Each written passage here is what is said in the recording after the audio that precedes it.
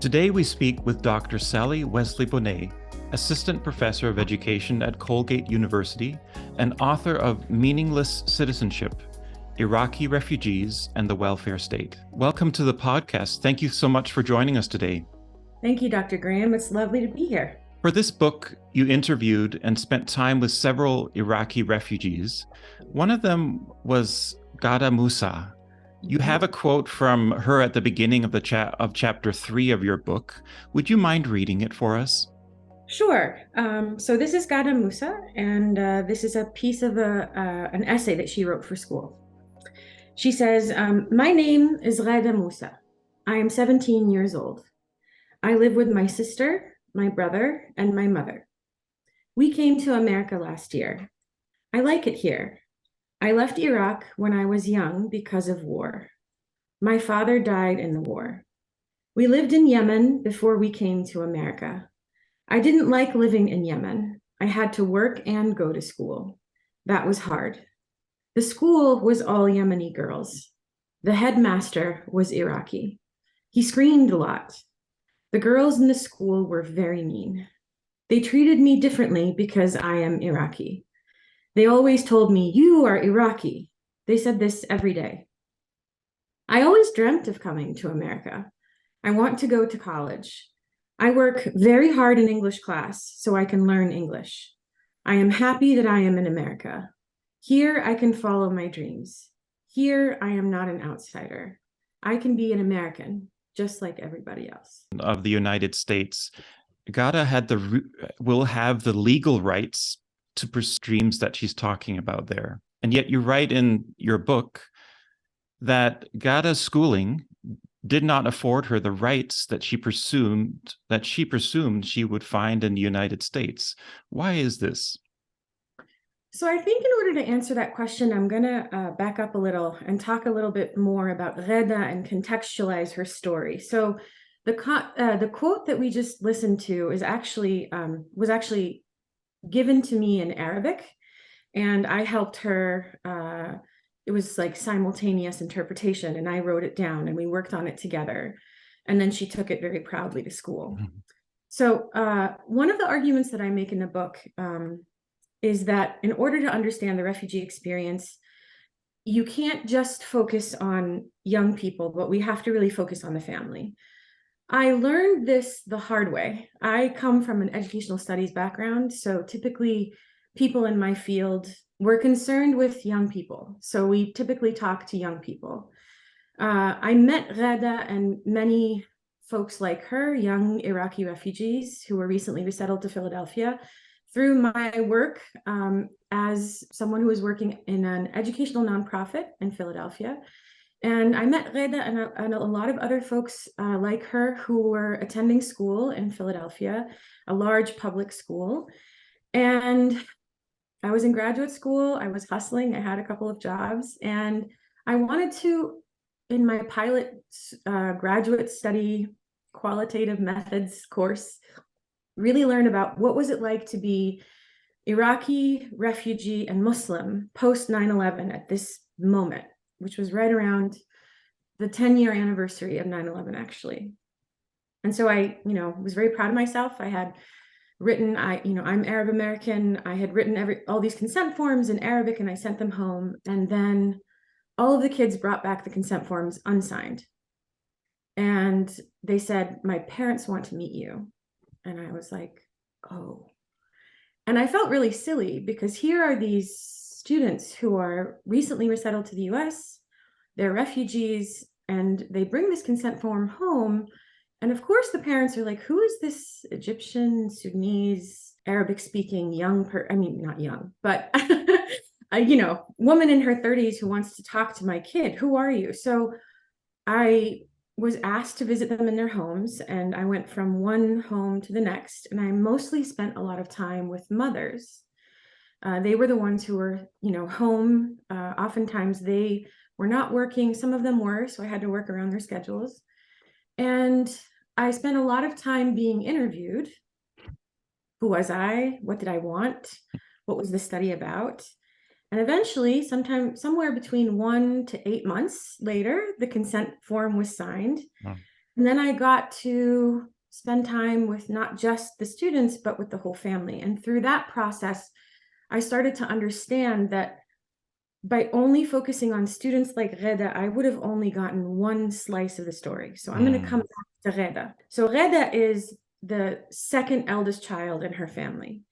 Her eldest, so I'm just going to tell, these are, by the way, pseudonyms. I to protect her anonymity, her name is not actually Reda, but these are all pseudonyms. So her elder sister, it was Sameh, her elder sister, who was 19 when I met her, Reda, who was younger, and her younger brother Adam, and her mother Bahira, when they were living in Iraq, right around 2006, after the bombing of the Al-Asr Mosque, which was right at the moment when really the sectarianism got really bad in Iraq.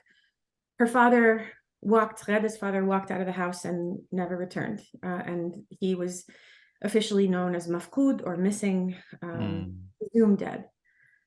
Now, at this time, when there was a lot of violence, it was very incredibly precarious for this family, headed by their mother, to be living without a male who was older.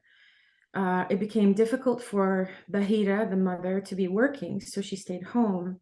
And all of her relatives were in, at this point, either Kuwait or somewhere in the Gulf working. So now she also didn't have a way to really afford any groceries. It started becoming very precarious for them. So Bahira, an incredibly prideful woman, was now accepting charity. People knew this about her, so they had to leave groceries at her door and leave because they knew she wouldn't accept it otherwise.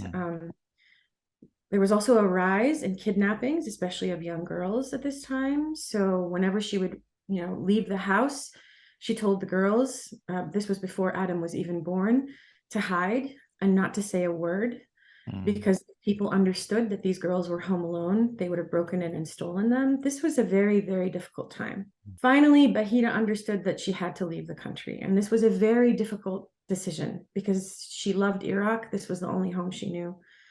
So she fled, and then she sold everything. She didn't tell anyone. And then she fled in the middle of the night with her children to Syria. She got the paperwork very quickly, and they got in a car with someone who was making these runs across the border. And they got to Syria, and very quickly they discovered that Syria was much too expensive. They had no way to afford living in Syria. So they just moved on to Yemen. And at this point, Sameh and Reda were both much older. So again, Bahira developed all kinds of health problems, diabetes, heart problems. So in order to afford living in Yemen, the girls were working and going to school. And the only work that they could really do well was work in a salon that was only frequented by women. So Sameh was the elder was doing hair, nails, and Reda would clean up the clippings of hair. And they both were working full-time and going to school. Then Bahira at this time understood that she could visit the UN and register, and so she did. And she was the statistics are only 1% of refugees worldwide are resettled to the global north. And this is typically US, Canada, much less now Australia, Europe, places like Scandinavia. So she was one of the lucky ones. When they arrived, it was Bahira, Sameh, Reda, and Adam. Sameh, being the eldest, was 19. Reda was 16. And Bahira still had a host of health problems that would have prevented them from working. I know this is a really long story, but we will get to it, I promise. No worries. So at this point, they arrive at the Refugee Resettlement Agency. And because of the way that American resettlement works, basically you are only supported for 90 days. What this means is that you have a resettlement fund that you are given. That fund is between $925 to $1,100 per person in your family. That runs out very quickly. So the larger the family, of course, the larger the fund. So let's imagine it's about $1,000. There's 4 of them. So that money is used to pay their rent. That will last you in Philadelphia, depending on where you were settled, maybe 3 months. You're also given 8 months if you're an adult. You are given 8 months of health insurance. If you're a child, you get health insurance from the government until you're 18 years old. And then you get food stamps. And then you also receive some welfare assistance. And for people like Bahira who have health problems, you can apply for something called SSI, which is disability, but that disability income, that is an incredibly difficult thing to attain, and it takes oftentimes at least 2 years to get. But it is a difficult process to navigate if you are an American who speaks fluent English. It's an incredibly difficult thing to do if you don't speak the language. All this to say that as soon as you arrive to a refugee resettlement agency, the first thing they say to you is you need to get a job as soon as possible. It doesn't matter what it is. Typically, it will be at some place like Walmart, stocking shelves, at a grocery store. It doesn't matter what skills you came with, what your job was before. It's immediate employment. In the Refugee Act of 1980 in the US, there are two priorities. One is self-sufficiency, and two is language learning. For those of us who are in the field, we understand that it really only is one, and that is self-sufficiency. This is a very different system than the Canadian system, which we can discuss later. But basically, you only have 3 months to get a job, or you do actually risk homelessness. Now, given the fact that there's only one parent, and that parent is too ill to work, that fell to Sameh, who was the eldest. Now she's 19 years old, right? Sameh graduated from high school with honors in Yemen. Gheda completed 10th grade in Yemen. So Gheda arrives at 17, and she actually cannot prove that she completed 11th grade because she doesn't have transcripts. And so when she arrives at 17, she is actually now enrolled in 9th grade. So she takes 9th, 10th, 11th, but that's okay because she has very little English anyway, so this might be a good thing for her. Sameh, on the other hand, is now the sole wage earner. She looks for a job, and mind you, Sameh is a Muslim woman who wears the hijab. And I try to help her find a job, by the way. We are hiring signs everywhere in her neighborhood. And we filled out application after application, but the only people who would hire her is one Middle Eastern grocery store in her neighborhood for less than minimum wage, $5 an hour. At the time, it was $7.25 an hour. And she was working 60 hours a week. Wow. Now, she could not afford the time to go to school. One other thing to know about the US, the state of Pennsylvania and many states in the US, is that the legal limit for education, your age limit, is 21. So in 2 years, Sameh would have been locked out of public education. There are other options like adult education, but in Pennsylvania, because of the new neoliberal cuts to everything, including education, there used to be 35 adult education centers in Philadelphia. Now there are 3. So Sameh's story became she was working for the entire family, making the income that was not enough. And Gheda's story was she was a 17-year-old who was starting 9th grade, but technically speaking, she was reading and writing at the level of a 1st grader. So her dream of college was completely out of reach. Now, when people hear this family story, they tell me that I'm depressing them. Other people become a little bit upset because they say, well, this is the good story. A, they're the 1% who made it. And B, there are devastating stories about people who are trying to make it into this country from our southern borders. Children who are separated from their families, who are in cages, unable to have access to soap, toothpaste, basic human rights, eating raw chicken. It's a devastating situation.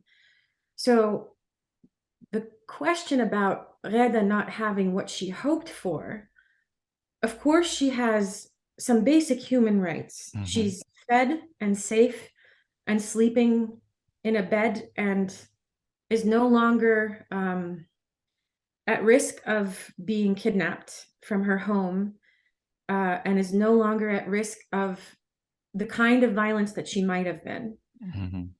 But if we remember the quote that she had, she wanted when she said, "I can be just like everyone else," I don't think she was talking about having a blue passport.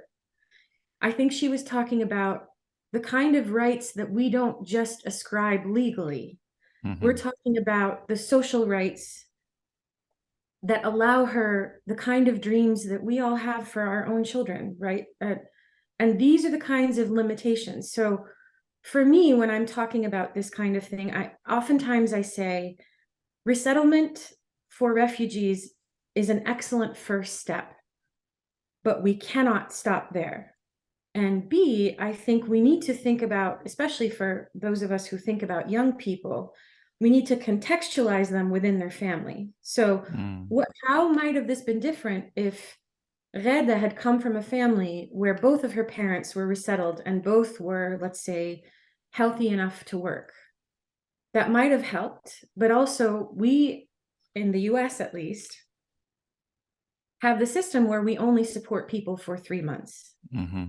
We also do not offer any consistent language instruction. It is all volunteer-based, and people have to travel great distances at times to get that. A third thing that we do not do is we don't think about real self-sufficiency, right? So if we, for example, what are the skills that people or certifications that they come with from where they traveled? You have a, incredibly educated or a craftsperson who has all of this experience stocking shelves at Walmart, which I am not knocking that kind of work. I am simply saying we're not giving people full opportunities. But people think that we give them the legal rights and that's enough, right? Could you say something a little bit about the difference between legal rights and social rights? That's a distinction I don't think a lot of people think about. Right. So I think one of the things that people think about is I'm currently thinking and writing with one of my students about the notion of gratitude. So one of the things that many refugees bump up against when they're dealing with many agents of the state. So I think about state institutions, and that's what the book is sort of organized around. So the public school is a state institution. The refugee resettlement is a state institution. Whether or not we like it, even though it's private, hospitals are also an institution of the state, but it's in the US, it's much more private. In Canada, it is not in the same way. Every time they try to levy a critique about, I need more help, I need more support, oftentimes the pushback is, well, at least you're not, being bombed at. Why aren't you more grateful? And I think this is a question of citizenship, right? So I think what you're driving at, Dr. Graham, is the difference between legal citizenship and actual citizenship, right? So legally, in 5 years, Reda will be an American citizen. And perhaps this will, one of the things that many of my participants expressed is this will allow them the capacity to travel, if they could, to other places with more ease. But I have a quote in the book of someone who says, everybody keeps telling me, aren't you grateful? Aren't you grateful? Citizenship means nothing. Take your green card back and give me my rights. So one of the things in this new piece that I'm working on is, one of the things that gets people through the everyday is their faith. So they lean on their faith, and that's one of the things that got them through, the violence, the many transitions. And so that said, she was also a mother of 2. She said, living in America is like dying every day. If I died in Iraq, I would have died and I would be with God. But living in the US is like the daily Mm. indignity of living in the US is like dying every day. And people Wow. cannot make sense of that. But coming to the end of the road, and I think, Lauren Berlant wrote this book called Cruel Optimism, which I have used in my work often. Mm. And you need an incredible amount of hope and resilience to make it through all of what you've made it through. And I think there's a particular kind of, she calls it cruel optimism, right? So you have all this optimism, this faith and resilience that Sameh and Reda and Adam and their mother went through several rungs of hell, right? Mhm. And they get to this place, and that old saying, there's no there, right? So they get to America, the land of all of the rhetoric that we are so good at pushing out, including our symbol of the give me your tired. We actually don't want the tired or the poor, right? So they come here and they realize that the things that they had hoped for are not actually here. And that, I think, is when it becomes the most cruel, Mm. as Berlant says. They hope for, as she says, the good life. And then they come here and they realize that the only thing that the US promises is capitalism and work. And the only thing that they become is a laboring citizen, where they are joining one more layer of the laboring poor. And I have a quote again in the book that says, perhaps, and this is from someone who worked at the Refugee Resettlement Agency. And she said, one of the most difficult things that I do and we do in this institution is help people understand that there might be hope for their children, but we are resettling people into poverty. Mm. That's not what they had hoped for when they came here. Mhm. And that's not what got them through everything that happened to them. Right. So yes, perhaps they do have the legal right to be here, and that I hope doesn't offend certain people who, yes, it is a certain right. Mhm. They are not going to be deported, but there is a difference between actually belonging and having the legal part of citizenship. So Marshall writes about this in 1964, the difference between legal rights and social rights and civil rights. And yes, they might have legal rights, but they do not have the same kind of rights as other people do. And they are not alone in this, right? So marginalized folks, poor folks, folks of color, they just realize that they have joined that rung. Mm. And when they do, it's incredibly difficult. It what would it take for a family like the one that you've just been Mm. uh, telling the story of, to gain full citizenship, to be full citizens of the United States? It would take a complete reimagining of this, what we in the US do, and a bucking of the neoliberal state, which is nothing short of revolution. The reason that they are disenfranchised is because of what the US imagines we owe our citizens. Universal health care should not be far from imagining. The Democratic Party, as well as the Republican Party, it is not a party problem. Mm. This has happened under Clinton. He was the one who has done the most recent damage. We need to imagine what it is that, refugees are just one more layer of what's going on. So at the end of the book, I talk a little bit about what needs to happen. Mm-hmm. And I think that the notion of public good needs to return. Mm. And I think that the work that was begun when we started peeling back the Keynesian system and started bringing in neoliberal thought, has been incredibly damaging. The idea that you are an individual and that you don't earn everything and that there is no collective good, that shift in the way that we think about society has been incredibly damaging. And unless we reimagine what that looks like, then refugees, immigrants, poor folks, people who have been indigenous folks, BIPOC folks, everyone who has been disenfranchised in the US will continue to do that. It just needs to change. So this is a much bigger issue than simply refugee policy. Absolutely. Absolutely. And I think folks who are in the education field have been arguing about, I mean, this is happening. The reason that refugees are struggling in public schools is because of the attack on public schools, right? You talk about in the book all the defunding of the Philadelphia school system, yeah, which is related to the story of the family you were telling. Mm-hmm. And that's actually well beyond Philadelphia, right? This Right. is a national problem.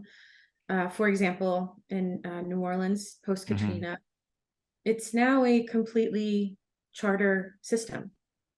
That's what people are hoping to do. The reimagining that privatization is the new goal, and the reimagining that public systems of education are somehow not serving children, and that we should just privatize everything, which of course goes along with everything else under neoliberalism and market fundamentalism, is just one piece of all of these other pieces that go along with this way of thinking. And the research is there. It's been proven that the students who need the most support are harmed by this, and that public education does it better, because unlike other institutions, we don't get public education, and public schools don't get to turn anyone away.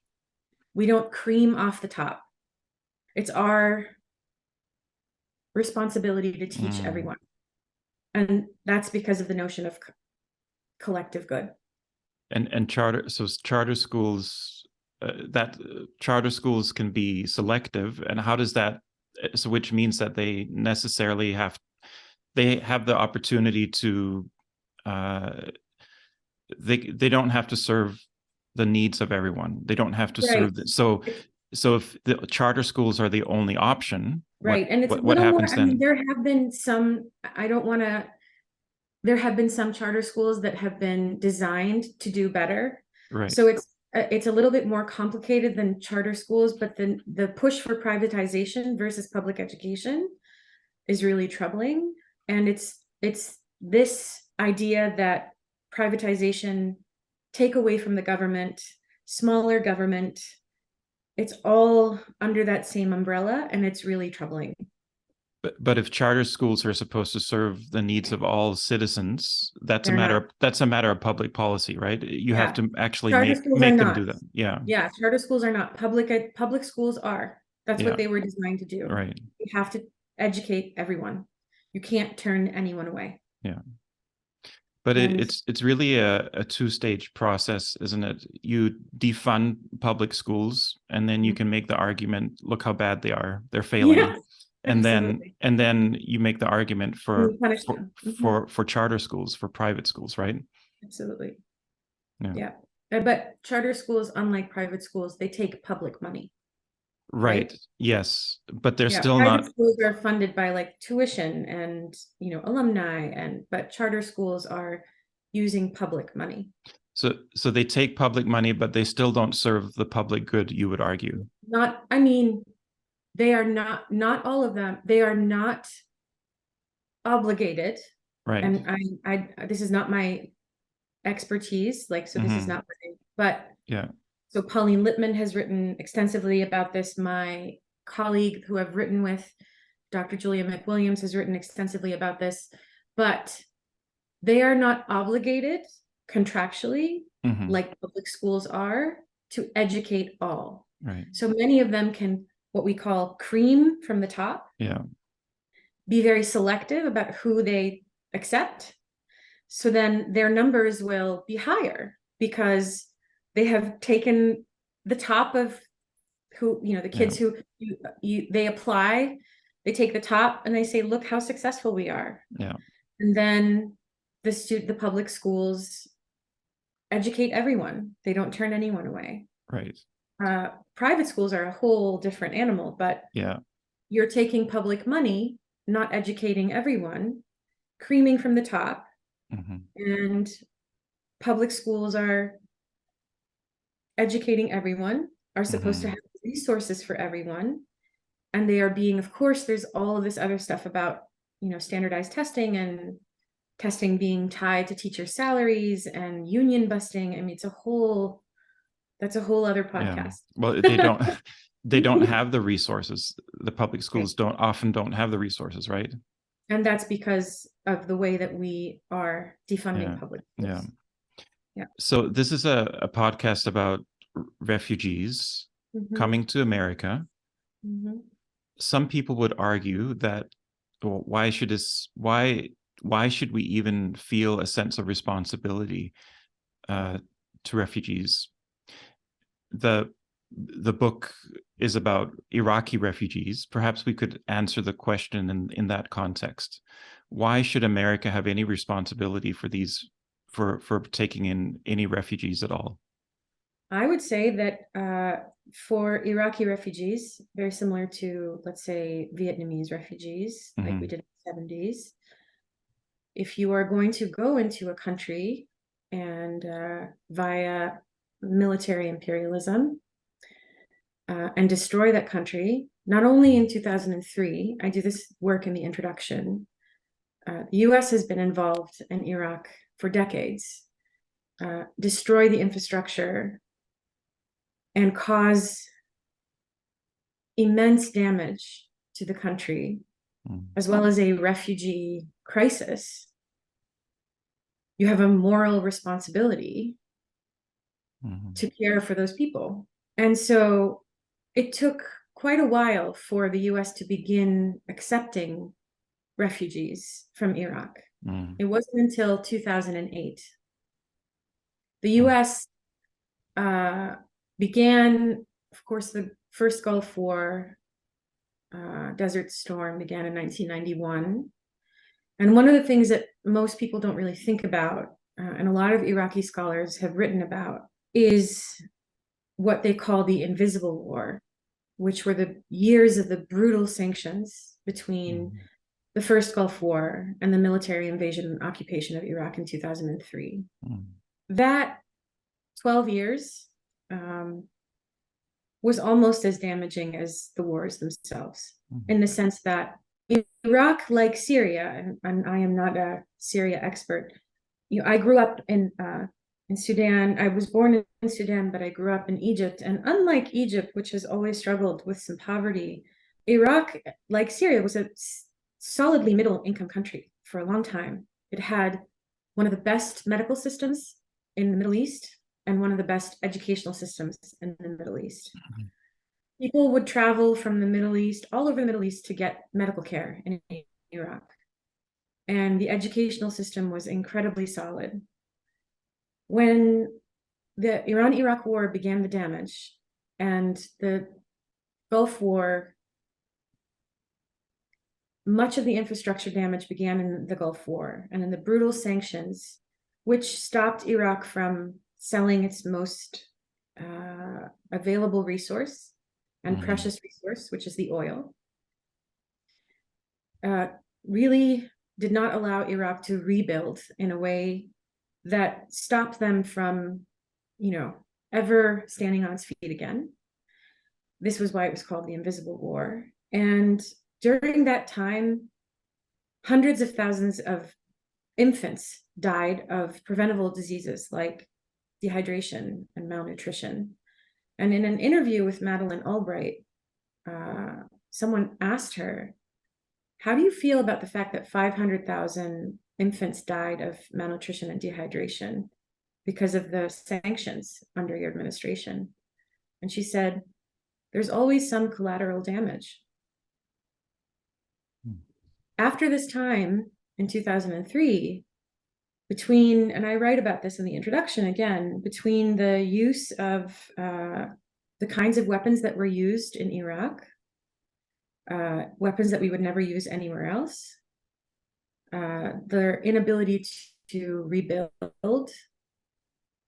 Iraq is now in the dark ages, and it's unclear that they will ever be able to rebuild.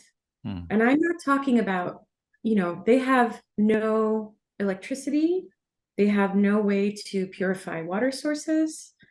The basic human rights for folks are lacking, incredibly lacking. So if we are responsible for that, then I think we are also responsible for assisting in cleaning up what we did. So far, we have resettled around 150,000, I believe, Iraqis, which is a drop in the bucket of the millions who have been displaced. Yeah. Per capita, it's nothing compared to what has been done in smaller countries. If you do the, statistically speaking, it's minuscule. So I think that if we look back on our history, and if we look back on the lies that were told about why we were entering Iraq, including the excuse of weapons of mass destruction that never existed, and ties between Osama bin Laden and Saddam Hussein that never existed, I think it's a moral responsibility that the US had, and we've not really taken care of that. This was brought up again in Afghanistan last summer when we pulled out with no warning, and hundreds of thousands of people who worked for the US military were swarming on planes. We saw those images. And these were people that worked and now are in danger for working for the US military. And a lot of folks in Congress made the argument that we owe those particular citizens, because now they have targets on their backs for working for the US military. They're still in danger. I'm sorry, you were going to say something. We see it. We don't see those connections. We think of this in terms of us versus them. Or they're over there on the other side of the world. We don't see that we're part of a world system. That we're part of the same world. Yeah. And in this world, the we, whatever that is, it happens to be the imperial power with control. And so we live part of there is no us versus them. It seems like that's what you're arguing. Yeah. And there was in 2008, when they decided to begin resettling Iraqis, it was around the SIVs, which are the special immigrant visas, and those were the people who worked for the American army, the military. And so those numbers are still not that high. And under the Trump administration, the numbers of refugees in general almost completely froze, those numbers. And there's a table in the book towards the end. The numbers were slashed. And for the first time in recent history, they went lower than they did in the year after 9/11. It almost completely halted. And, this is one of the ways that the US supports its rhetoric as being a leader in democracy and human rights. The refugee program is one of its claims to fame in this particular way. And the Trump administration did not see that as a priority. Right. Yeah. But this is very sobering. Yes. and the so-called solution to all of this is daunting, but I think it's important to at least identify the problem correctly, first. I think that's the first step, to face up to the problem honestly. Yeah, yeah, absolutely. And I think, it's really important to know what's happening. And when people say, like, isn't this depressing? And I say, well, you can't fix something you don't know about, which Yeah. is exactly what you're saying. And I think once we have a vision of what's going on, then I think we know how to fight something. So one of the ways that we continue to work is awareness. And that includes even knowing the history, knowing the connection between our actions and what's happening on the other side of the world. Absolutely. Absolutely. Yeah. Thank you so much for joining us today. Thank you for having me. I really enjoyed the discussion. Thank you so much. Have a wonderful day.